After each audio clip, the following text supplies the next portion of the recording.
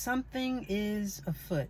Something is brewing in the church. It's been brewing for a while, and it's just becoming more and more evident as time passes. Again, this is nothing new. We already spoke about how the devil does go to church and the devil knows scripture, but there's been a lot of cross-pollination, if you will. There's been an adjoining of rituals under the guise of Christianity. So something is afoot. There's a lot of witchcraft and voodoo and things of the occult, of the dark nature, of the dark spiritual world that has invaded the church. And it's becoming more and more prevalent in the way that we talk, in the way that we interact with each other. And if you're not careful, you can get caught up into thinking that these ways are God's ways when they are not. They are the total opposite. I'm talking about where people are promoting rituals such as drinking certain things or putting certain things in the Bible and closing it up and folding certain pages and speaking people's names a certain amount of time to bring about their demise or their downfall. Or how when they use a certain oil, on their forehead or rubbed it in their palm, money came out of the blue and just came raining down, and this was from God, this was manna from heaven. It's almost like infomercials, you know what I mean? It's hard selling to a population of people who want to believe, so it's very dangerous. You get people in desperate situations who are ready to basically believe anything for a positive result for themselves. And it's always self-serving. It's never to help anyone else be better. It's always for their personal gain. Like, you can have more money if you do this. You can have the man of your dreams if you just drink this water, or sprinkle salt on a piece of paper and fold it up and say their name 5 times. And I mean, the list goes on. And none of this is biblical. I don't see any of this in the Bible. In fact, it is antithetical to the Bible, therefore it is anti-Bible. Now, the Bible does tell us about witches and warlocks and soothsayers and fortune tellers and people who practice such things. And in saying that, we know that these things are not of God and that we're not supposed to be practicing it, nor should we be entertaining it. But like I said, a lot of these lines have been blurred to the point where people are presenting themselves as Christians, as being godly people, but are imparting information that is far from him. In fact, it is anti-God, and it's witchcraft. It's a set of rituals that are supposed to bring about some type of quick result that have no anchoring in God's teachings and his laws and his purpose for your life whatsoever. It is anti-biblical. Therefore, it is anti-God. And a lot of people are being fooled. A lot of people are just eating it up. Again, you have people in desperate situations. You have people who already don't know God for themselves, and they see this as a presentation of God's promises and offerings to them. But it's very simple. Whenever you come across something like this or hear something like this that just may not line up, the litmus test is the word. The Bible is the litmus test. And anytime you hear something, the Bible is the reference that you should go to, so you can separate the wheat from the chaff. If it does not pass the Bible test, it is not of God. We have people out here who, again, under the guise of Christianity, being prophetesses and all this other stuff, because we touched on that too, how there are a lot of false speakers and teachers and preachers out there that wear his name like a cloak so that they can deceive the masses. I mean, you have people who will conjure up prayers and rituals for revenge, to bring harm to someone, quick money. If you do this and that, you'll get quick money. I made $1 million in 2 days, and this is because I did this and folded this paper, and, putting people under spells, but they won't say spells, under the euphemistic term of prayer, but it's really a spell to get people to do what you want.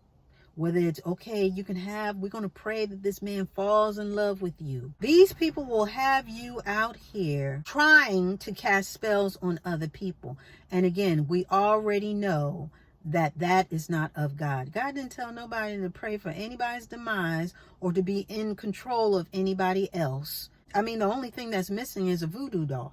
But having people do what you want them to do, as far as falling in love or never speaking again, or I mean, there are so many things out there. It really is scary. First of all, we know that anything that is going to be an act of revenge on someone did something to you, so here's the prayer to get them back. We already know that's not of God. We can easily veto that, because first of all, revenge is based on anger, and it's based on self. I felt bad because you did this to me, so now I got to do tit for tat and make you feel bad to make me feel better. And we already know that's wrong, because God says to love one another. He didn't say love them when they love you. He said you're supposed to love one another. This is what I am telling you to do. And guess what? He is the author of justice. He knows everything that's going on. So you don't need to worry about revenge and getting nobody back and, well, they did this and tit for tat and eye for eye and all this other stuff. God said revenge is his. He holds the scales of justice in his hands, and he will mete it out as he sees fit. And please know that he's already on the case. If you've been wronged and you just, somebody did something to you, he already knew what was going to happen, and he already knows what to do. So your charge is to love in spite of. And in being obedient and being his child and knowing his word and loving it enough to be obedient, that's what you would do. You would love your enemies, not seek revenge against them. So we already know that's anti-biblical. Bringing harm to someone, you're not supposed to do that. You're not supposed to pray for someone's demise, someone's demotion, someone's divorce, someone's downfall. You're not supposed to be praying for that. God said to pray for your enemies. So not only are we supposed to love one another in spite of, but we are supposed to pray for your enemies. Yes, you're supposed to pray for them. And I don't mean for their downfall. You are supposed to pray for them in spite of what they did to you.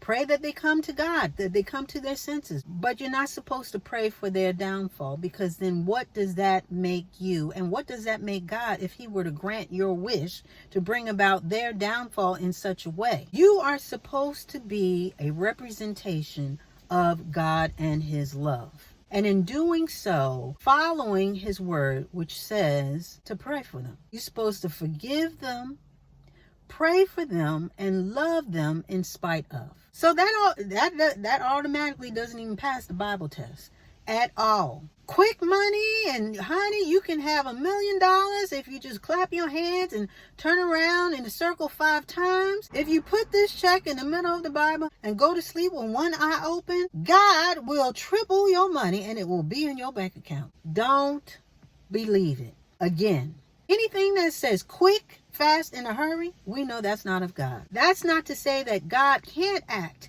in a quick fashion, that he won't act in a fast manner.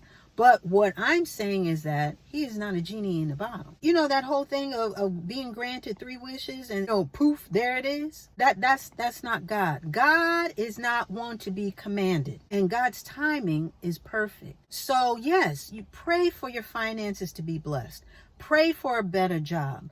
Pray for a good husband. Be specific. Don't just say any husband or just any job.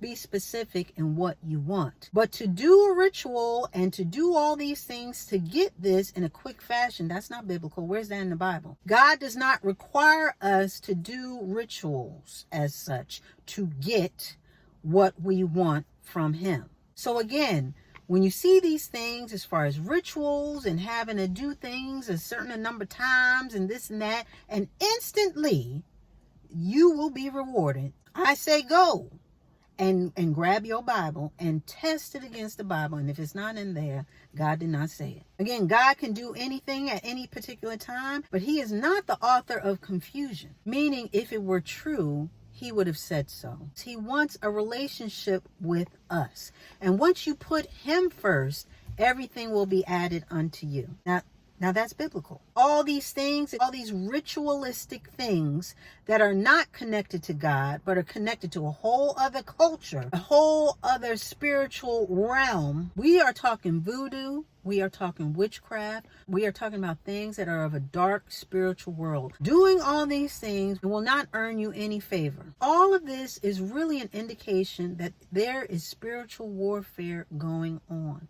Every single day we come up against it. Some of it we may not always be aware of, but please know that it is there. You hear it in the music, you see it on TV, you see it in the movies. And again, people even have the audacity to come under his name, claiming to know him, holding up his word, saying that this is of God. So not only is it not right, but it's blasphemous and it's dangerous. God will not be mocked. It's dangerous for you to come in his name and say all these things and deceive all these people into believing that it is God saying this or God speaking through you to have this happen. And meanwhile, God don't have nothing to do with it, because he not only is not the author of confusion, but he is not the author of deceit, and we know who is. That's why the word and knowing the word for yourself is so important. So I'm here to tell you to not be deceived. I am here to tell you to get in that word, get curious, get hungry, get connected, and build your relationship with God. And a lot of this stuff, it's like the Matrix. You're going to see the binary code and see, you'll be able to read the Matrix and see who is false and who is really of God. Some people will announce themselves as such. And then there are those that are more covert, more cloak and dagger, and will throw and mix in a lot of different things that it sounds good. It sounds halfway decent. Sounds like it would pass the test. But it's not. There's a bunch of deceit. It is witchcraft. It is voodoo. And it is things of the occult that are seeping into Christian vernacular, into Christian culture, has already worked its ways into the pews of the church. And it is slowly creeping up into the pulpit. And again, this is nothing new, but I want you to be aware because it's gotten a lot craftier. People are really pushing this whole cross-pollination, if you will, of Christianity and witchcraft. And I'm letting you know to stay aware. So I just wanted to come in here really quickly because, again, I've been seeing a lot of stuff and I've been hearing a lot of stuff. Don't be deceived. Build your relationship with Christ. Know his voice. Stay prayed up and chin check those who are speaking supposedly in his name. And that's with anybody. Chin check them by Bible checking what they are saying. God is his word and the word is God. If it is not in there, then he didn't say it. So if he didn't say it, then it's not of God. In addition to your discernment, that is the litmus test. And with that, we are going to put a button on it.